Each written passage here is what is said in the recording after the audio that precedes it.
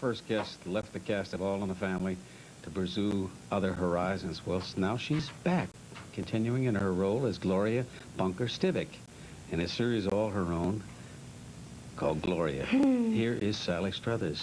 Welcome. Thank you. And I'm so happy the show's making it. I know it's going to be a hit. It looks like it's holding its own. I'm so glad. We've been up against some tough stuff. Bob Hope's special, he had God on it. We were up against the big baseball everybody game. that's hot that you can think of. Tom Selleck, Elizabeth Taylor, Brooke Shields. He had everybody on that show. And we're still holding our own. Good for you. Yeah. Why did you choose to do a series as Gloria Tipic rather than choose your own identity? I was unemployed.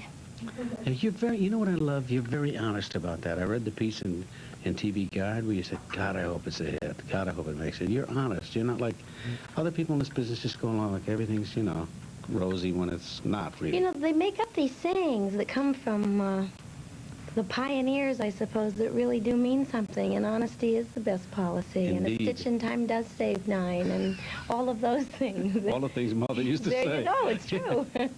It's like we did a show yesterday with the lady who wrote the book, The G-Spot, you know, one of the ladies, and I said, what happened to what my grandmother used to say, you know, doesn't nature take its course? You know, why do we have to know all these things, you know? The G-Spot. Yeah. I'm sorry, it had nothing to do with your being here, Gloria.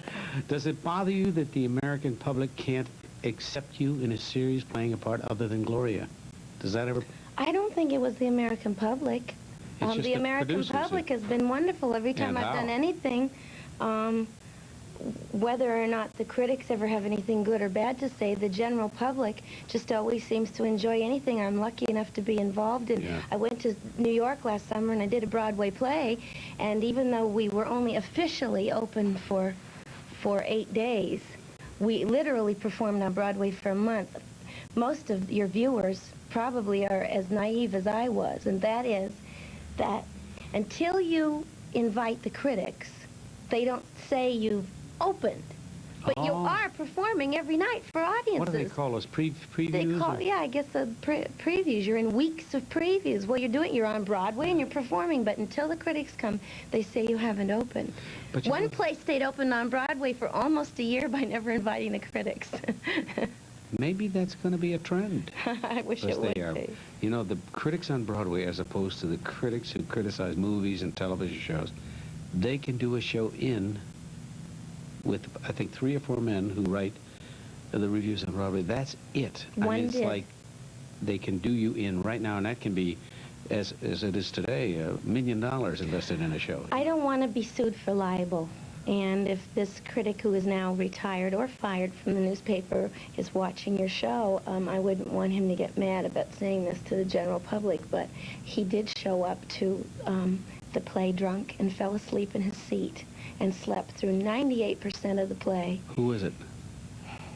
Please give me the initial. And we did that, huh? We called the paper the next day and that night and reported that he had slept through the play. Did he write a review? Well, we gave the paper an option. I mean, we had a cast discussion backstage. The cast was Rita Moreno and Jimmy Coco and myself.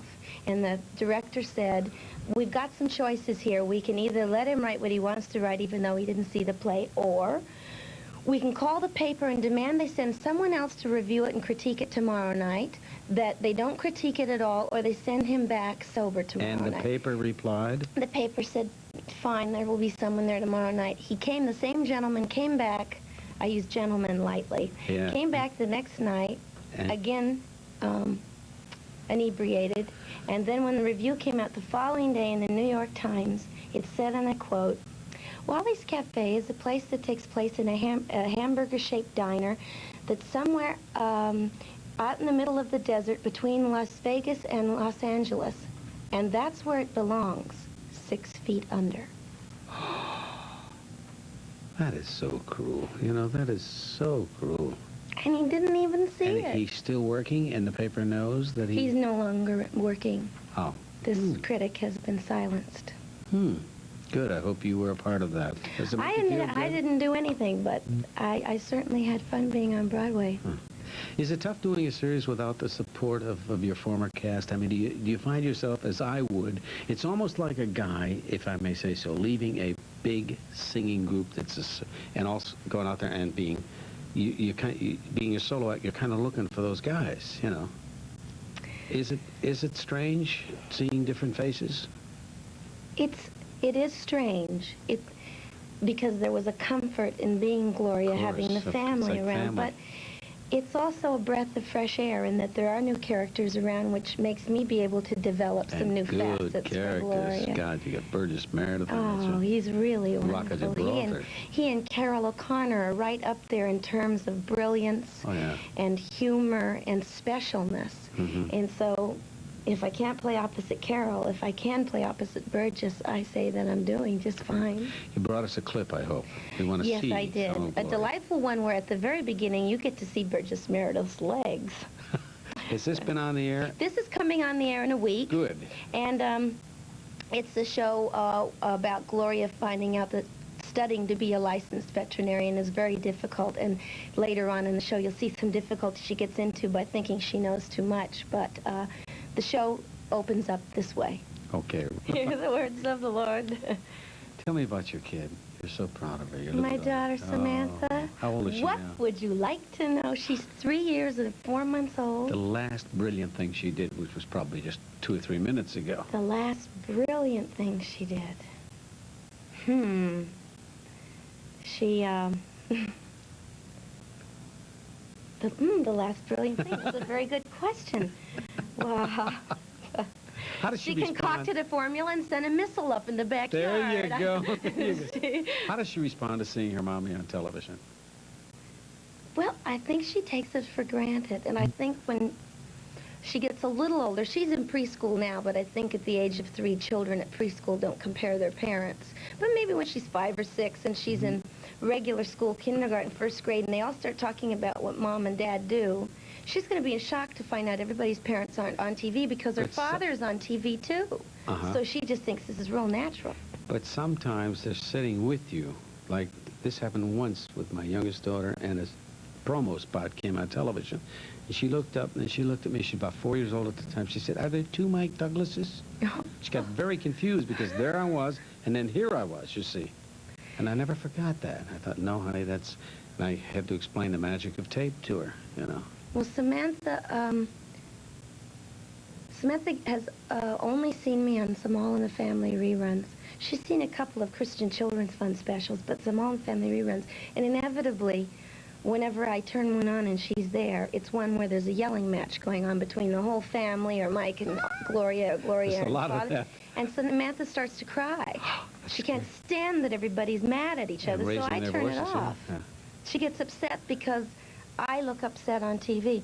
The best story I have, though, about little children really not getting it is years ago I was at a friend's family picnic in Chicago, and this friend's cousin's little girl came over to me and kept calling me Gloria. She was 4, I suppose, maybe 5. And Mother corrected her and said, "Susie, her real name is Sally."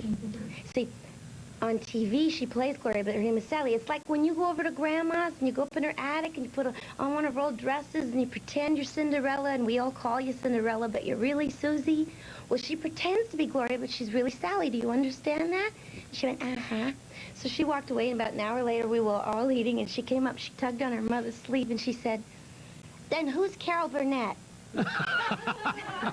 That's wonderful. You love kids. Yeah.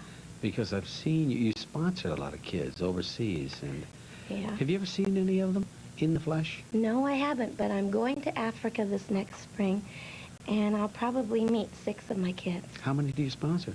I've got 7 right now, and 6 are in Africa, and 1's in Bolivia, so I'm going to finally get to meet them. Why are you going to Africa? Is there another reason? For the Christian Children's Fund. Oh. This spring, in February, I went to Thailand. I went all over Thailand. It was a very difficult trip. And with a film crew for 15 days, and filmed all the slums and all the villages and the refugees and the starvation and the places where they're receiving help. And we put that together, made a television special, and we've syndicated it around, and it's doing so well and getting so much help for the children that we're going to make it a yearly event now. So next spring I'm going to Africa, and the following same year thing. South America. And Oh, that's a wonderful. couple years ago I went to Guatemala. So Yeah. You're so emotional about it, too, but I know you're genuine about it. I know that's just not Well, an you know what actress it turning on is? tears. I know you it's really love kids. innocence. I see children and animals, which is wonderful that I'm doing Gloria because I have a child on the show and Sure. animals. I see children and animals as the things that are the freshest from the hand of God. They're the most innocent. They need to be taken care of and nurtured. They can't do it by themselves. And so when I see them having any difficulty at all, whether it's emotional or just they don't have any food to eat, my heart and my gut goes out to them. And the Christian Children's Fund kind of found me, and I found them simultaneously. And it's been almost 7 years now, and I've enjoyed every minute of helping. That's wonderful. Please stay for our next guest. Okay. I'll return with former White House Chief of Staff and Presidential Aide Hamilton Jordan right after this.